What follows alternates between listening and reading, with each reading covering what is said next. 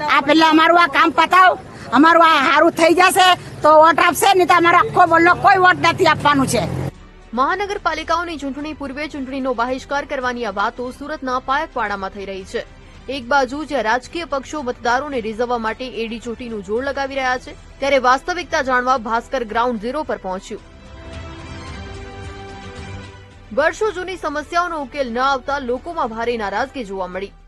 આપણું આ 15 થી 20 વર્ષથી આ પ્રોબ્લેમ છે ડ્રેનેજ લાઇનનું, આનું કોઈ જાતનું નિકાલ આવતું નથી।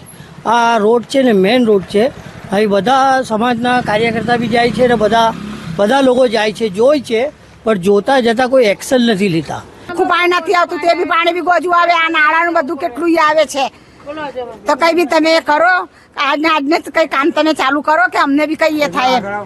આખી ગટર ઉભરાય કેટલા વર્ષોથી, નાનલા છોકરા પાણીમાંથી જાય, સ્કૂલ મદ્રાસા બધા જાય, તેવા ગોજા પગ લઈને આવે જાય તો કઈ સારું લાગે આપણાને। અહીંયા શંકર ભગવાન મંદિરના બાજુ જવા વાળા લોકો બી આ ગટરના પાણી માટે જાય। આખો વિડીયો જોવા માટે ડાઉનલોડ કરો દિવ્ય ભાસ્કર એપ।